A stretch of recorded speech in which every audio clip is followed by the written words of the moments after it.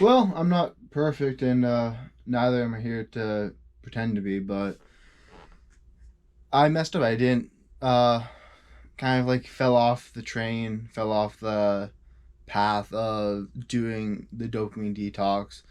And the past 3 or so days, I got caught up on just watching stupid crap on YouTube, like Vice documentaries. Uh, I mean, they're really stupid. I freaking love the videos. There's just those giant farm machines. My engineering brain loves watching them. And then there's also I just watched a bunch of old comedy skits on The Onion, which is a pretty funny channel. But anyways, not here to pretend to be perfect. I'm gonna admit my mess ups, but it's like looking back, reflecting on it.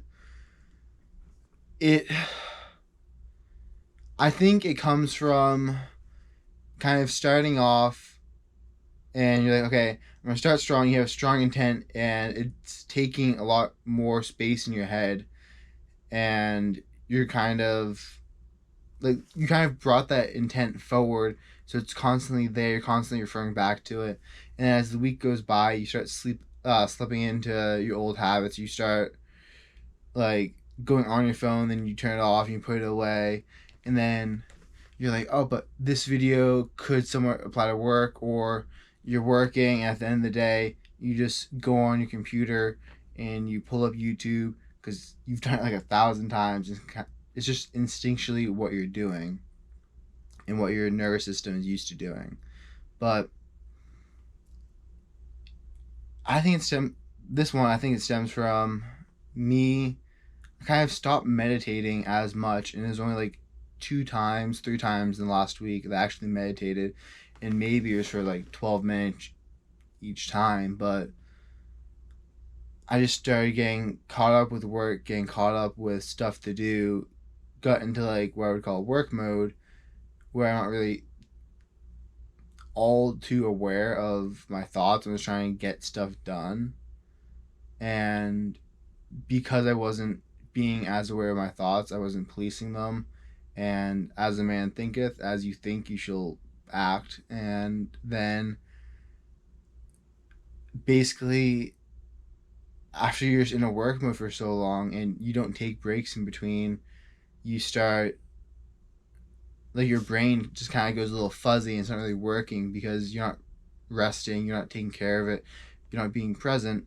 And then you subconsciously go and you watch a YouTube video and like this like the surprising dopamine hit from when you go without it, and then you look at it again, you're like it's like even more alluring than looking at it normally because you kind of dulled what you're getting exposed to on a daily basis. You dulled like, oh well, looking at a wall or watching my cat is my new threshold for what I consider entertaining. And then you watch YouTube and you're like, this is so much more entertaining than my cat. Anyways, yeah, I'm gonna reset the dopamine thing. I'm not gonna. I want to reset it to do an actual full 30 days, but this time I'm gonna change it a little bit. There's a great quote from The World's Greatest Salesman, which is an awesome book, but it talks about how today I will savor. So today I will pluck the grapes of wisdom from the tallest and fullest vines in the vineyard, for these were planted by the wisest of my profession who have come before me, generation upon generation. So the grapes in the vineyard right here, it's kind of like knowledge and wisdom that you're plucking from others. I'll continue the quote. Today I'll savor the taste of the grapes from these vines. Verily I will swallow the seeds of success buried in each, and new life will sprout within me. So I'll swallow the seeds of success buried in each. I started this with the question of what is the benefit of books? Could we get this knowledge instinctually? Could we get like, do we actually have to read the books? And one of the thoughts I've come to is when you read the book, not only are you training your brain to think like the author does, but you're also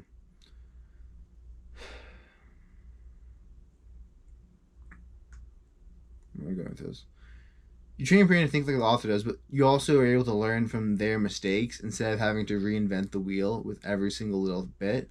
So if I can look at five different people and like how they are attacking a problem or how they're trying to organize their day, and I can look at like the 7 habits of highly successful people, the one thing, and getting things done, and I can look at the books. And I can be like, okay, well, I can try all of this, and they've already tried and failed so much. So you can.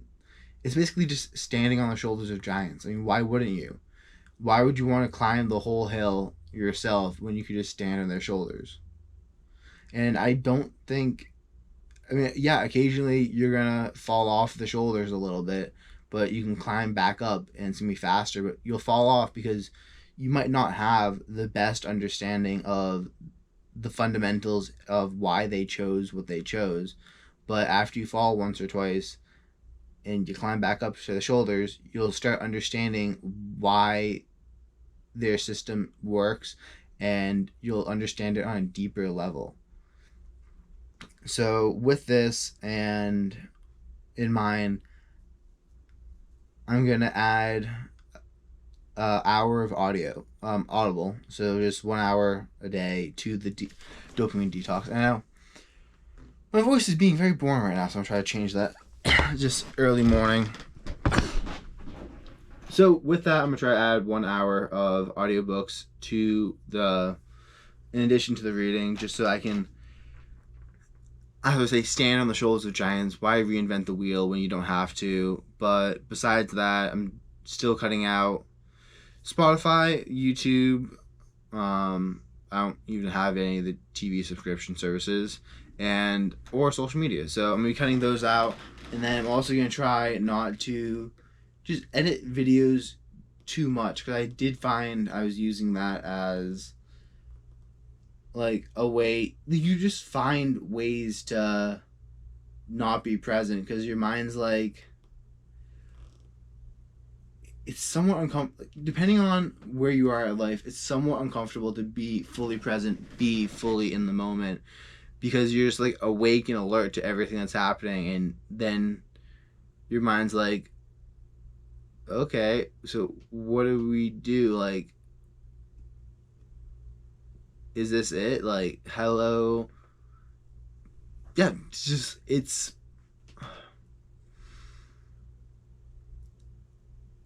I equate it to a horse who bucks its rider off, and then it's just standing there and it's just like, oh, well, I'm in control now.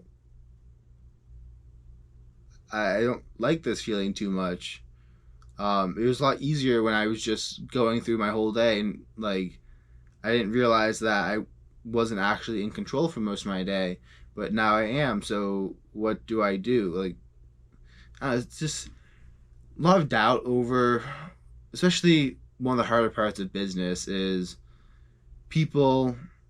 You don't have anyone telling you what to do. Like, there is no one telling you this is how you should spend your time. You have to look at everything and you have to be like, this is how I want to spend my time. This is how I think is best. And then you have all these voices in your head telling you, but what about this? What about this? What about this? You could be doing this. And you kind of have to just trust that what the path you're on is the one that's going to make you successful.